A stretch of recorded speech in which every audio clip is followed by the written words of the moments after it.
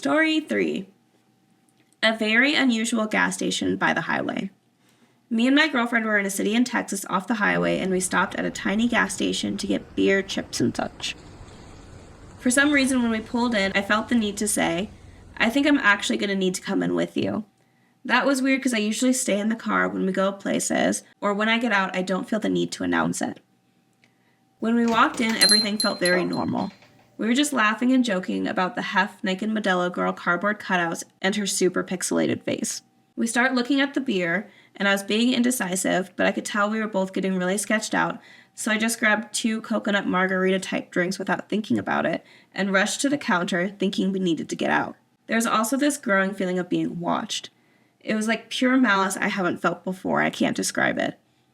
There was an old Hispanic man leaning on the ice cream cooler right by the counter, watching every customer. Everything felt slow. It's hard to explain. When I put my stuff on the counter, the man started smiling at us really wide and talking in a very strange manner, like he was trying to be charming or personable. But it just came off as strange. Outside the door, I could see a man in a red jacket also staring in the doors, just watching and waiting. They were waiting. I can't explain the overwhelming feeling of dread we had, and I didn't want to talk about it until we were driving out of the parking lot. The man in the red jacket was still circling the building, watching the car drive off. The city we were in has a reputation for having a lot of human trafficking victims coming in and out, and honestly, I think they were waiting for the perfect victim to take. I think if I hadn't gone in with my girlfriend, she would have been taken, or I would have been taken from the car. I never had such an intense, looming feeling of doom and paranoia. It seems very mundane, but it was definitely a very close call. We kept discussing it the rest of the night, and how lucky we were that we went in together and got out as quick as we could. Thank you for reading. You're welcome. I immediately thought human trafficking whenever they were talking about that. Yeah, my first thought was like, a ghost. But then it talked about like the people there, and I was like, oh. Yeah.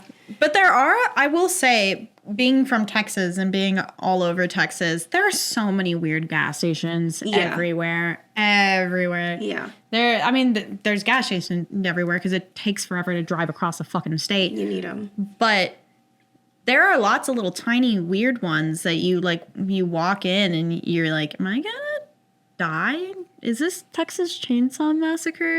Am I about to get Ed Gein right now? Did I ever tell you about the time I left my boyfriend at the time at a gas station? Yes, I think so. But tell our listeners. Okay, so I went to college with my high school boyfriend in California, and we had to drive back home. So his dad came to pick us up from school and drive us back home for summer or vacation or whatever. He's a bit of a piece of shit. The show that is my life, there would be no fans rooting for him, I would say. And he would just stay in the back of the car with a blanket over his head sleeping, and I sat up front talking to his dad. So we get to the gas station in Utah, and after that gas station, there's 200 miles of no services. No cell service, no gas stations, nothing. We stop at the last possible gas station, getting gas. We decide to get some nuggets because there's a Wendy's there. And they're like, oh, it's going to be a few minutes. We're going to make you some fresh ones.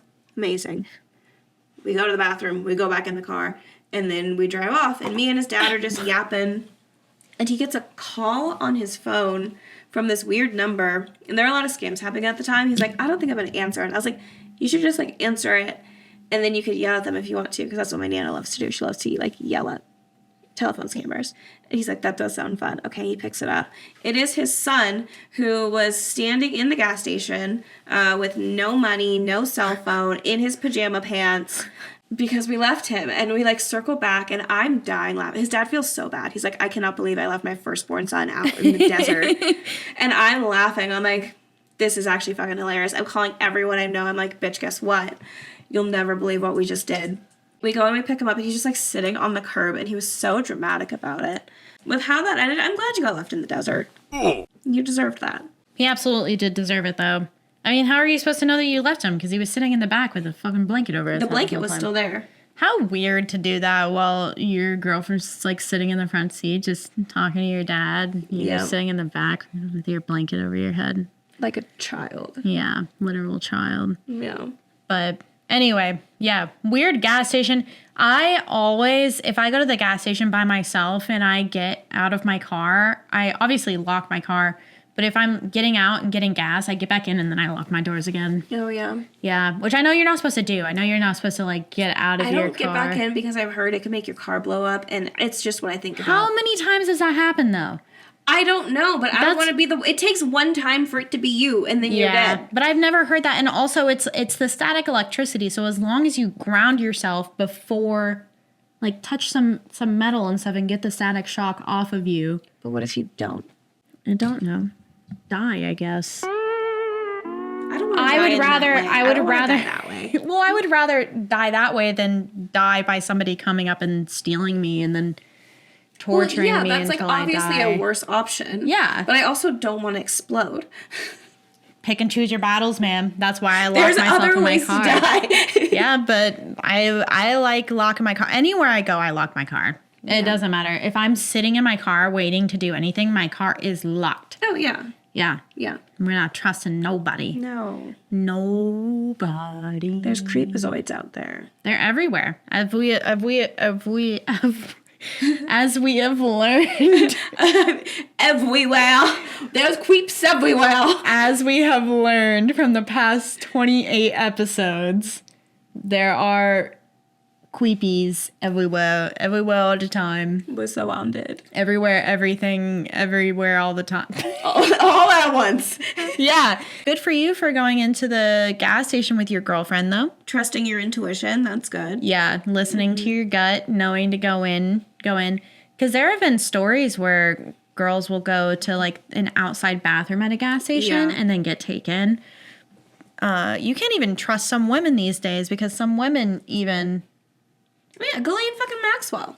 Yep. That was her perfect thing. example. Yep. Yeah. Mm-hmm. If you enjoyed that little story, be sure to watch the full episode here. And make sure you like, subscribe, and all that jazzy. Jazzy? I see what you did there. Wait, what was that?